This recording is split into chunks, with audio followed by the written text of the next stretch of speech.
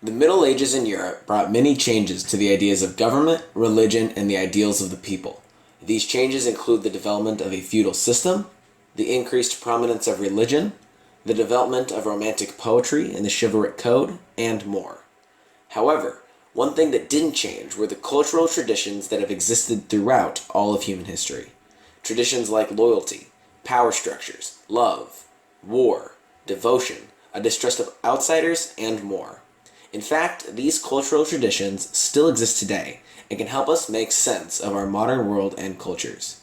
In this presentation, we will examine two medieval texts, the Song of Roland and Bisque Lavray, and compare them to one modern one, God Bless the USA, in order to examine how these cultural traditions have changed over time, or perhaps how they have stayed the same.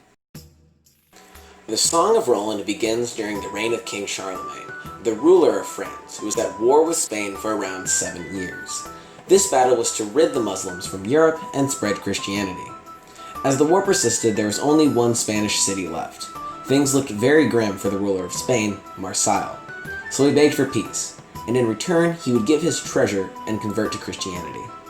The French, who were also tired of fighting this war, accepted the peace treaty of Marseille. The Franks had to send a messenger though, so they sent Ganelon, Roland's stepfather, by the request of Roland himself. Ganelon was terrified though, and thought that Roland had set him up to be killed. So Ganelon came up with a plan of revenge.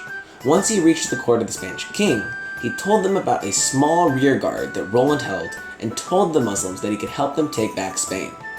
Time passed, and the Muslims began their attack, in which they brought 400,000 soldiers to attack Roland, the valiant knight, and his odd 20,000 men, which were the only things stopping the Muslim army. The situation seemed hopeless, and Oliver, Roland's right-hand man, begged him to retreat and call for Charlemagne's reinforcement. However, Roland refused, claiming that if he did so, he would be forfeiting his loyalty to God and France. So the Franks, with Roland's commands, charged into battle Marseille's enormous army of Muslims. With the valiant passion and effort of Roland and his men, they were able to hold off the massive army that Marseille had amassed for quite a while. However, the battle soon shifted, and Roland knew he would die with all his men. Roland took out his elephant to call Charlemagne, so he could come see the valiant effort that him and his knights had done for France. Charlemagne eventually showed up, but the only thing left were dead bodies and fleeing Muslims. Charlemagne, the king of France, went on to avenge Roland and his knights by running the fleeing Muslims into the Ebro River, where they all drowned.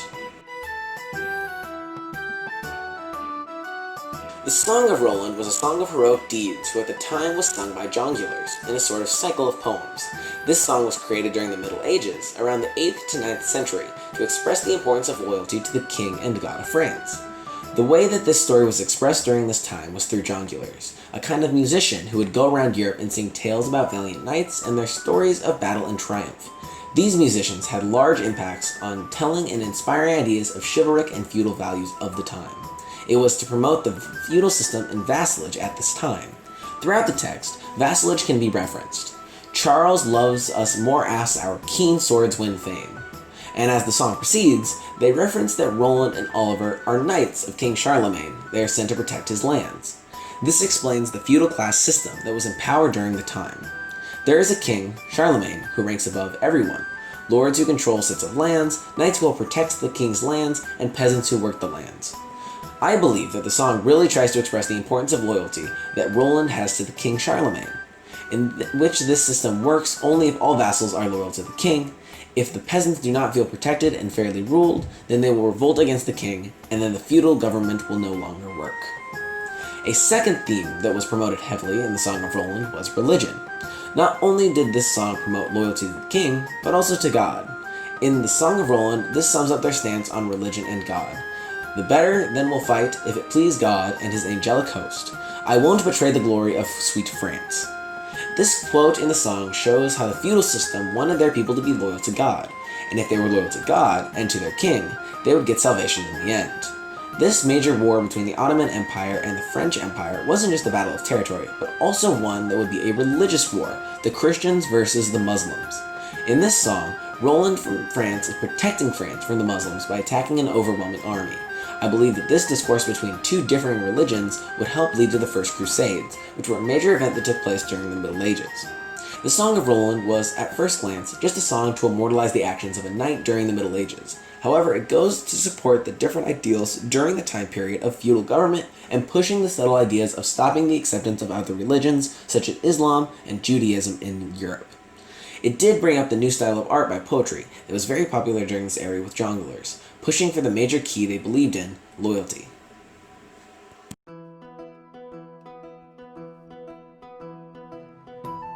There is another story that displays many of these same themes from the medieval time period. It is called Bisclaveret by Marie de France. There was once a baron named Bisclaveret who was cursed to turn into a werewolf from time to time. When he did this, he left his wife alone at home for days at a time, and this worried her greatly. So much so that she demanded he tell her what he was doing during these times. She even accused him of having a mistress. Bisclaveret couldn't bear to see her in so much pain, so he told her everything. But once she knew the truth, she became very fearful of him. So much so that she requested the help of another knight to steal Bisclaveret's clothes the next time he turned into a werewolf, thus trapping him in that form forever. She then married this new knight. Meanwhile, Bisclaveret roamed the forests, avoiding hunters. Until one day, that is, when he was cornered. Luckily, he saw that the hunter was his old king. He ran up to him and begged at his feet. The king, seeing that this creature was rational, decided to keep him, and Bisclaveret never left the king's side from then on. One day, though, the king took Bisclaveret to the countryside where he had once lived. His old wife decided to come and visit the king as they came through the land, and as soon as she stepped foot in the king and Bisclaveret's presence, Bisclaveret viciously attacked her. He even tore off her nose. The king was surprised by this. His werewolf had never attacked anyone else before. He knew he must hold a grudge against this woman from a previous life. To find the truth, they subjected the wife to torture until she revealed to them everything. She even told them where she had hidden Bisclaveret's clothes. The king recovered them, returned them to Bisclaveret, and turned him back into a man. The story ends with Bisclaveret being showered with love and gifts from the king, and the wife being exiled with the new knight she had married.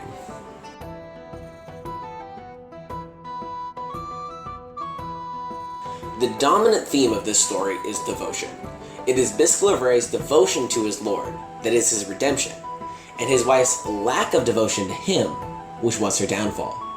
However, it is important to examine the many different kinds of devotion that are present in this story.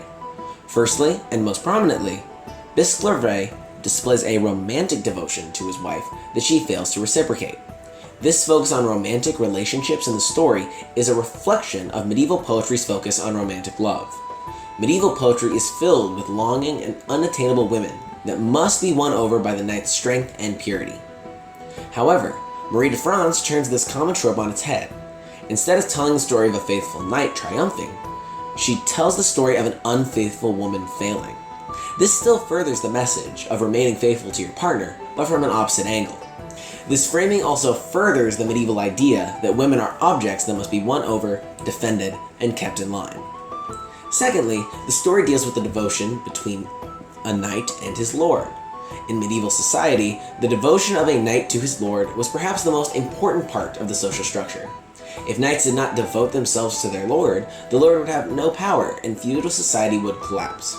This is also why reinforcing such a concept was a crucial part of medieval poetry, and Marie de France leans into this more than most. In her story, devotion to the Lord and overcoming his violent instincts as a werewolf is the whole reason Bisclaveret is redeemed in the end. The king also instantly protects Bisclaveret, showers him with love after he's returned to human form, and punishes his unfaithful wife. This characterization of lords makes them seem perfectly understanding, merciful, fatherly, and loving. Who wouldn't want to be devoted to and fight for such a person? And lastly, there are two more minor themes of devotion that pop up in this story as well. Symbolically, the beast Bisclaveret turns into is a representation for the beast that lives within us all. It is this beast that allows us to devote ourselves so passionately to our lord or partner, and what gives us our strength in battle. And with the first two, strength in battle finishes out the tenets of the medieval chivalric code.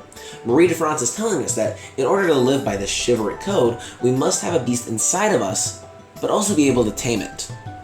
And finally, the story is filled with religious subtext, as all poetry was in medieval ages. This subject uses the beast inside Bisclavaret as an allegory for sin, and teaches us that overcoming this beast to commit to a higher authority, such as a Lord or God, is necessary for earthly success.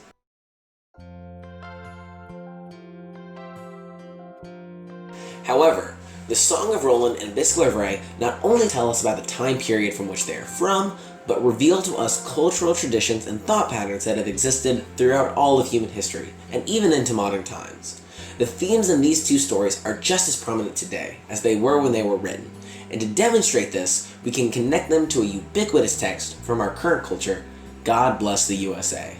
For example, while none of us would retell the Song of Roland for fun in our free time, we all love singing God Bless the USA to celebrate our national pride. That's why it's so interesting that these two texts share such an interesting historical journey. Comparing these two songs can show how similar ideas can span across centuries and still have the same effects, but in different ways. The Song of Roland was to tell the tales of a valiant knight who protected the land, with underlying themes of nationalism and religious themes. The contemporary piece, God Bless the USA, shares very similar themes throughout the entirety of its piece. The biggest of which was also shown in the Song of Roland, was the importance of loyalty to the state. These themes can be seen in the contemporary piece as well, when the lyrics read, "And I'll gladly stand up next to you and defend her still today." This gives the idea that the American citizen would risk their lives to defend America and everything about it. The singer also directly references the listener with "you," making it seem more personal and push the idea of loyalty onto the listener. That shows the theme that citizens have extreme loyalty to the state and authority to protect it with their lives. The song references the importance of religion just as much as the Song of Roland. In the song God Bless the USA, there is an obvious tie to the religious affiliation in the title and to the lyrics of the song. God bless, in fact, is used multiple times throughout the song, and it is an obvious reference to the religious push. But we don't need to dive into the song's history to relate it to medieval cultural texts. The song itself is objectively about devotion, just as Bisclavaret was 900 years ago, and displays all the same types of devotion as well. As we mentioned earlier, the feudal social structure was based on a knight's commitment to his lord. Without this, the lord lacked any real power, and the whole system would fall apart. So medieval poetry was designed to reinforce this devotion and maintain the feudal system. While we no longer live in such a society, the underlying idea is still the same today and in God Bless the USA. In a democracy like ours, the power of the government is derived from the support of the people. Without patriotic pride, our society would crumble as well. That is the primary message of God Bless the USA. Just as Bisclavaret portrayed the Lord as someone deserving devotion, whether or not he actually did, God Bless the USA attempts to instill that same type of devotion to governmental authority today. This shows us that a commitment to authority was not only a medieval theme, but has been an integral part of human communities for ages. Additionally, God Bless the USA incorporates the other types of devotion found in Bisclavaret as well. Firstly, Lee Greenwood, the author of God Bless the USA, repeatedly refers to America as her throughout the song. What he is doing here is comparing the way one should devote themselves to their country to how one devotes themselves to a partner. In doing so, he is relying on the cultural tradition of romantic love, longing, and an undying commitment between partners established in the medieval ages. We can also tie this theme back to the chivalric code. According to this code, good knights were supposed to show reverence to and defend their women. This is exactly how Lee Greenwood utilizes the pronoun her so as to make the listener feel the same way towards America, a country he views as worthy of reverence and defense. This shows us that while we may like to think of our gender roles today as more advanced, they are still rooted in those traditions of courtly love and chivalry established centuries ago. Furthermore, both Bisclavaret and God Bless the USA are founded in religious thought. As mentioned earlier, Bisclavaret is an allegory for overcoming one's sinful nature to devote themselves to God. While God Bless the USA is an allegory, the author repeatedly incorporates references to God and religion, even in the title of the song. While those are very different uses of religious imagery, they both exist in their text to further Christian thought. This shows us that religion has always been a central part of human communities, and that incorporating religious beliefs into other aspects of society, such as literature or music, is common as well. Finally, in the story of Bisclavaret, the werewolf symbolized the internal passion necessary to be a devoted soldier and vassal. Similarly, God Bless the USA furthers the idea that true devotion to one's nation or community requires the courage to fight for it. This shows us that war and displaying one's devotion through battle are also common cultural traditions that have existed for centuries. In conclusion, while societal values, social structures, gender roles, religious attitudes, and more can change drastically over time, they all remain rooted in those common cultural traditions that have defined human communities since their inception. This is especially evident when comparing texts from very different time periods, as we have with the Song of Roland, Bisque la Vraie, and God Bless the USA. Hopefully, this presentation gave you more insight into how these cultural traditions have changed and stay the same over time.